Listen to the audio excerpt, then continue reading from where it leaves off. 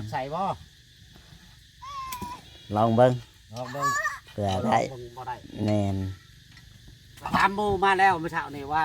ได้รถ350,000ได้อยู่กามันตายเลย เอาเงินมาจากใช้ได้350,000แม่นแล้วเมื่อยแล้วนี่จับมึงเลยนี่แหละจังเลยทำกันจะจัดการเดินเล่นไปเอาคนเดียวได้ปะไหนเจ้าเห็ดอะไรได้เราฮะ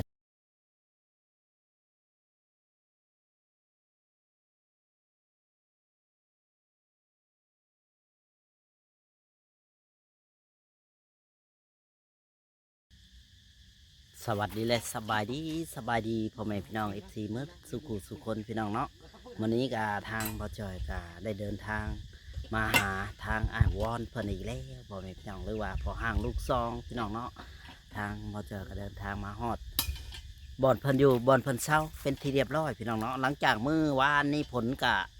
ตกพี่น้องเนาะก็เลยบ่ได้ไปทางใดพี่น้องเนาะก็เลยแบบว่าอยู่บ้านเพราะว่าออกไปก็คือเปียกนะพี่น้องเพราะว่าเฮาก็บ่ได้ออกไปทางใดเมื่อนี้ก็ได้มีโอกาสเข้ามาหาทางเพิ่นอีกที่หนึ่งพ่อแม่พี่น้องจังใดก็ฝาก FC เป็นกำลังใจให้ในเด้อพี่น้องเนาะฝากเป็นกำลังใจแล้วก็กดไลค์กดแชร์กดติดตามให้กำลังใจคนละไลค์คนละโป้เนาะพอได้มีกำลังใจเฮ็ดคลิปต่อพี่น้องเนาะวันนี้ก็สิพาแม่พี่น้องไปหาทางไอ้วอนเพิ่นเลยเพิ่นกำลังเฮ็ดหยังพี่น้องไปเบิ่งไปชมนำกันเลยพ่อแม่พี่น้องบ่ชักช้าเสียเวลาตอนนี้เพิ่นหันตีรถเพิ่นสิเฮ็ดหยังพี่น้องเนาะเพิ่นก็มีรถคันเดียวแต่ว่าก็มาอยู่ในกระต๊อบนี่แหละพี่น้องเนาะไปพี่น้องไปเบิ่งน้ำกันไปเบิ่งรถเพิ่นพี่น้องเอ้ยนี่แหละก็เพิ่นก็มีสมบัติอันเดียวนี่แหละพี่น้องเนาะก็เพราะว่ารถก็จะใช้ได้ชำได้เพราะว่าเพิ่นก็สิไถมันสิปลูกมันเพราะว่าเนาะตามภาษาพอห้างอะไรพี่น้องเนาะเลี้ยงลูกเพียงลำพังหันมาหันเองก็ได้พี่น้องเอ้ยจัดการเองได้ทุกอย่างสบายดีเด้อไอ้บอลสบายดีเลยแต่งตัวหล่อบัดมาชอมรถมันบ่คือเด้ชอมรถชีปลูกมันไถสวนปลูกมันนี่เลยเนาะพอได้เพิ่นก็ได้พี่น้องลองเบิ่งก่อนกามันน้อยเดียวนี่จะได้ฮอตใส่บ่ลองเบิ่งเผื่อได้แน่นตามบูมาแล้วเมื่อเช้านี่ว่าได้รถ350,000ได้อยู่กามันตายเลย เอาเงินมาจากใช้ได้350,000แม่นแล้วเมื่อยแล้วนี่จับมึงเลยนี่แหละจังเลยทำกันจะจัดการเล่นไปเอาคนเดียวได้ปะได้เจ้าเห็ดอะไรได้เราจะไปจับซอยมาพี่น้องเอฟซีพาน้องจับซอยทันกันได้จังน้อง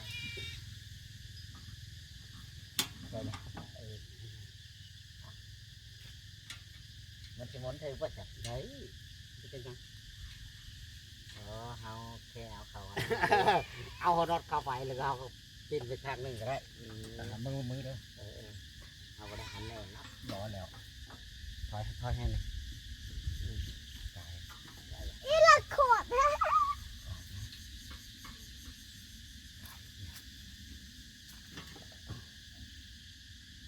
ได้เลยโอ้ยจับนอนมือในมือแล้วก็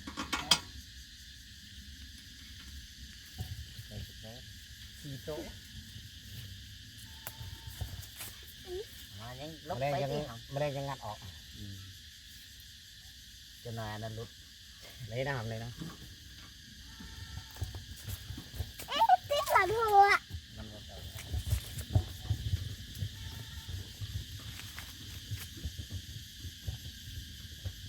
ก็หอดเลยเนาะมันขึ้นเนี่ยก็แรงว่าเนี่ยก็ซับได้ร้อยเดียวนึงเรือลังเรือไหลอยู่คนยาแล้ว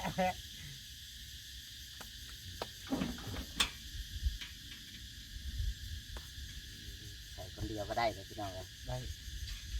มันเคยเห็นอยู่แต่ว่าเช็คคักแล้วว่ารถ ก็บ่คักก็ยังบ่ลอยนะวันไหน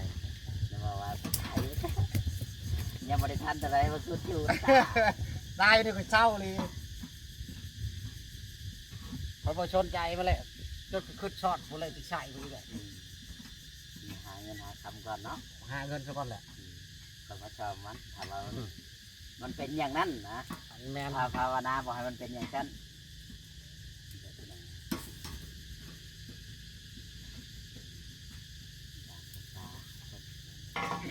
เอาผ่านนี่เด็ก พันเดียวใส่พันเดียวเขาไทยแบบเขาไทยหน้านี่ก่อนแล้วก็มาแล้วก็เขาก็มายกล่องมาดิเขาไทยคนก่อนดิเขาไทยคนรอบหนึ่งรอบสองมาประเดี๋ยวเขาก็ไทยผ่านแล้วก็ยกเลยถ้าหายกบัดเดียวว่าหน้าดินตัวหายกนะยกได้อยู่เอาแต่ว่าเวลาฝนตกมันไปดิ มันสีแกบเนาะ แจ็บลงบัดนี้มันก็เป็นดินแข็งแล้วบัดนี้มันก็จะบลงหอดใส่มันตายหมดเพราะว่าเขาต้องพักดินให้มันหลบก่อน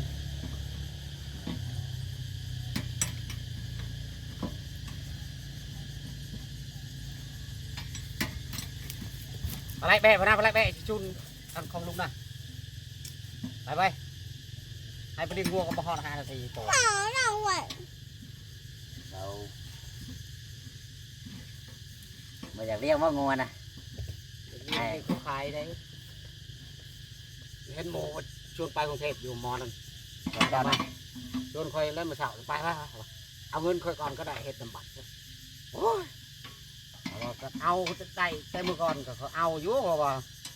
มันเคยใช้กันอยู่นะกับหมอนี่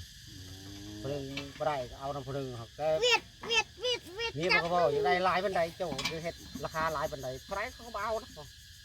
เขาไม่อยากไปแล้วเขาบอกเขาเศร้าเลย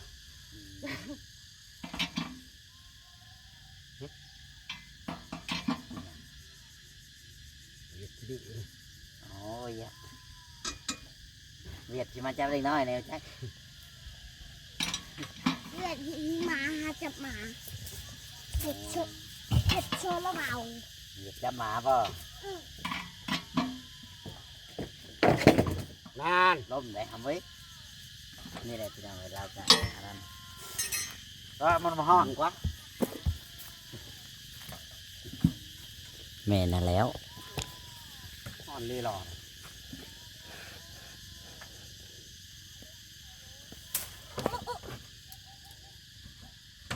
หม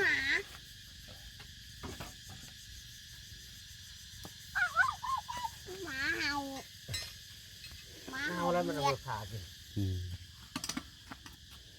มาหลาย ไปก็ไรงัวก่อนครับ อะไรงัวได้ไหมครับ ไรงัวลุงงัวเว้ย โอ้ยมันขึ้นมากก็จังไรมัน มากินมันเขาได้กันบ่ได้เลี้ยงกัน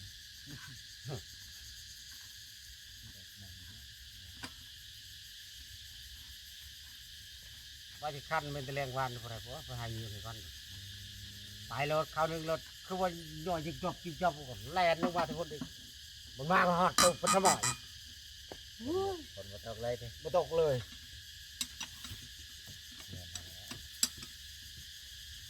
ยากก็ต้องชาลิคนเลย ว่ากับฝนตกแห้งจังคืนนั่น พักหนึ่ง หายแต่ว่าผู้บางคนเขาก็ไปการเองเขาก็ได้อยู่แต่ว่าพอได้กินน่ะนะ ถึงยางนึงเท่าเลย ถึงเข้าอย่างแล้วตัวน้อยๆนะคำนี้เขา ซ้ำเกียรตินาเลยเนาะขัดไปโคกเลยก็ได้กินอยู่หรอกไม่ได้อยู่บ้านเนาะอยู่พี่โคกก็พูดแล้วทางคอยโคกบกพูดแล้วแค่ปะอ้อยพูดแล้วทางเมื่อบัดคืออะไรทางพูดเลย ตอดกูตอดรถถึงไม่พลอยกูตัดก็ว่าเห็ดกับรถใช้ยีราฟมาหันงานเนี่ย ก็ง่ายเลยเนาะ ฉันเคยมึง คนใช้รถไถนั่นนะ คนบ่เคยจับ เขาไปไทยนาเขาเอาเราไปคนเดียวใช้คนเดียวเห็นได้จริงสิได้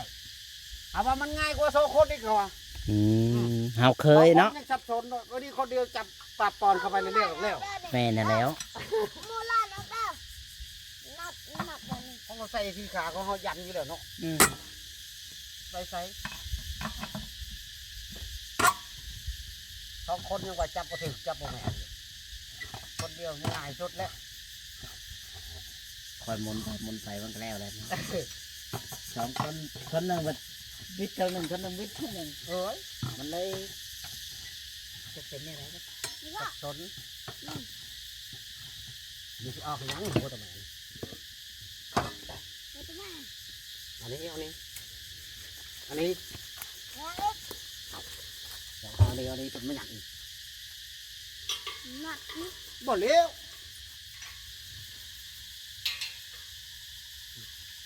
มันสี่ มันแบบมันแตกเหิบไปหน้าจ้ะมันแตกไปเรื่อยๆเรื่อยๆเวลามันต้นคุ้มแล้วบาดนี้ มันครบบาดนี้ล้มเต็มล้มมาเต็มมันก็ครบเวลามันเฮ็ดเป็นมาทักเขาจะว่าปุ๊บ แม่และยางมันหมดคุณภาพ ยางมันหมดเด้อ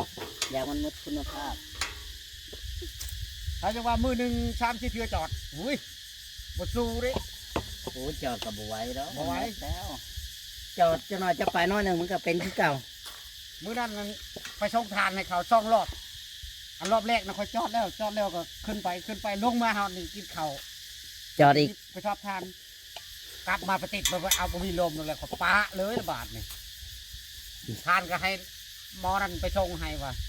ให้มันชาน10,000โอ้ย นี่ มันให้เป็นตะเบื่อดิ แม่นั่นแหล้วเพราะว่ามันยางมันบ่ค่อยดีมันหมดสิเปลี่ยนคือเก่าถ้าบ่เปลี่ยนยางนอกมัน เปลี่ยนยางนอกนะ ยางนอกก็เซ็นหนึงประมาณ3,000ถูกจัก พูดแล้ว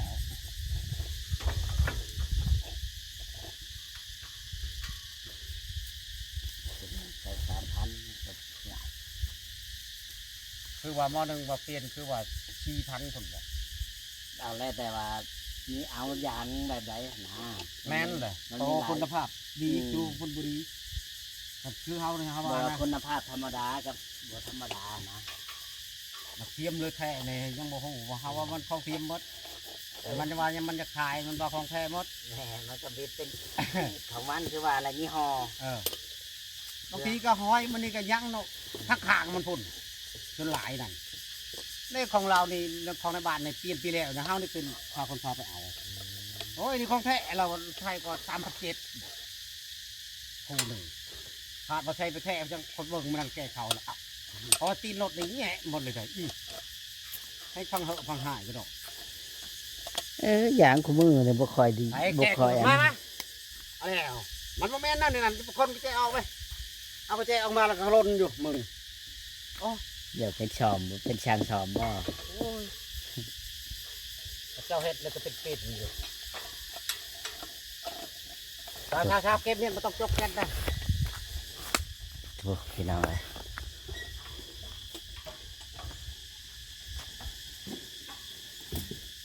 ตั้งดีๆตั้งดี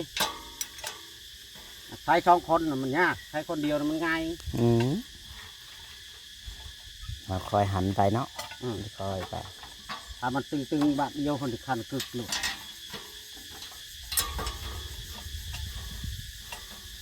มันมัวไว้ขับรถโตมาถือแจไปนะรถเพลนคนทางพอเขาจะออกไปเขาเบิ่งคักก่อนนะ เราต้องเซ็กกันเนาะเป็นว่าก็ได้ทันไปแล้วไปเราหัว มันก็คือว่าแหละ คือ คือบอกกับอีอันนี้นั่นนี่จะมาเอานำคอยไปแล้ว ม เดี๋ยวหันตีนลงไถนาก็ใช้แกตัวเฮ้ยโอ้โหปวดหัวหลดเอาแล้วก็จะบ่ไปเอาเองก็บ่ได้คันดีหั่น อืม มีแต่พอดีอยู่เลยยืมเขาไม่จะให้ปานใด ยืมเราไปเลยดิ เพื่อจะได้ชงโอ้ยมือหนึ่งชงมือบ่ฮู้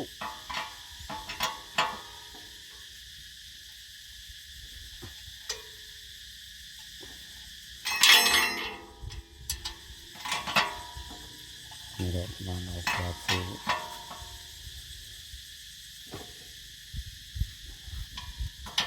นั่นเขาบ่อยากให้ยืมโอ้ยทีแท้โตแม่นได้ยืมมันยังให้เฮาไปนำหมด ยืมเดี๋ยวว่ามาชงเนาะ เพราะวันแรกอะไรที่มาชงหมดเพื่อก็จะขึ้นไทยน้ำมันบอก อืม ว่าวันเวลาเขาจะคันเขาจะไปหันไปนี่โอ๊ย อันนั้นแหละเช่าซะเหรอเดี๋ยวโตไปหาบอลใหม่ลูกอยู่ใกล้ๆกันฮะตัวยืมมาลูกบนมอนี่ก็ไม่อยากให้กันเด้ ยืมเลยว่าข้าวเดียว6-4 มื้ออ้าวมือสิคัดเอาให้จ้างนี่มันเรียมันหัวรอดน้ำเข้าแล้วมันเทน้ำเข้า สิน้องเลย น้ำเอาของลูกมา เอาเห็นได้ไรก่อน เห็นไรมึงเคยเห็นไร เห็นได้ไรฉันบอกให้กินได้ ไรน้ำบ่เนี่ยเป็นเอ้ยน้ ซื้อในทางแค่นี้เห็นเขาขายเลย ำ แปดชื่อ มาได้เสือ แม่นั่นแล้ว อยู่เที่ยวแต่หลักมันเป็นเย็นนั่นลินเก่ามาใส่เมียนใส่หัวหนักเที่ยวจะไปจุ่มน้ำเมียนเอ้ยน้ำเด้อจะกินหมดได้เด้อเรื่องเยี่ยมไปยาวไหมล่ะเจ้าพูดไปมาบวกเลยตรังที่กุ้งก็สีแดง เจ้าของหมาบ่เนี่ย บ่แล่นไปเบิ่งว่าหมาเจ้าของนี้หมาเจ้านี้เลย ไปคบแม่เขาไปโทษนี้ได้ โอ้ยแบ่มันเจ้าของบกรุณานะผม เจ้าของมาคอยเบิ่ง บ่ ได้จะปล่อยตามธรรมชาติ ปล่อยไปเลย แกะบอก เบิ่ง อยาก นะก็เอาให้ไปกินต่อหน้ากล่องก็ไปกินบ่อื่นไป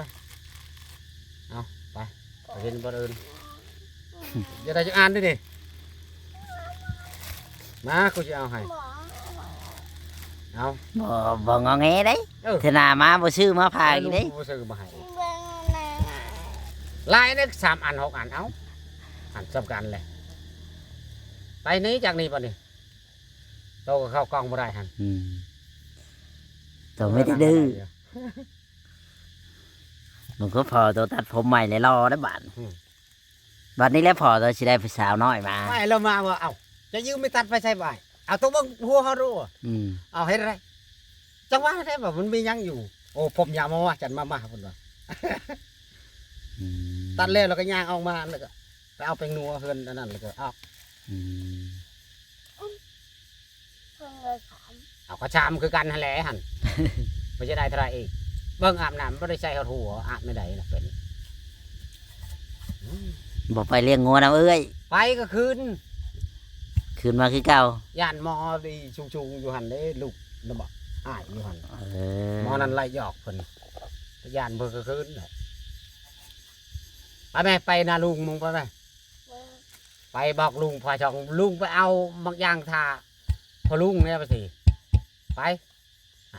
มื่นพอลุงไปซื้อขนมมาให้เลยแล่นไปตึกๆไปแต่กระทาโผล่อยู่หัน แล้ว ย่านมอนั้นเนี่ยของมอนั้นอยู่หัน เราเกี่ยวเขาวแล้วหรอบ่ ยังให้ห้องอันนี้ให้บนเขายืนบนนั้นแหล้ว เออ บ่แล้วเขาก็ขึ้นแล้ว คอยเกี่ยวไปเนาะเธอได้ มันก็ย่างน้ำพลวันเขาก็หยุดน้ำพลนี่แหละทีแรกเขาก็บอกไปซอยว่าก็ว่าคอยมันบ่ไรแล้วเขาบอกคอยจะเฮ็ดเวียกเขาเองแล้วเขาบอก มึงเอ้ยไงถึงก่อน ฝนตกน้ำลงคือว่าแหละนี่แหละมื้อนี้เขาว่าฝนสิมาอีกแล้วมื้อนี้มื้อสุดท้ายแล้วมั้งฝนคิดว่าประดานพุ่นแล้วจากเดือนได้เล็กป่ะเดือนหน้าป่ะ หรือว่าได้มันใกล้สิหมดเดือน บอกก็มันบ่ล้มก็บ่ย่านเพราะบันไดดอกเนาะ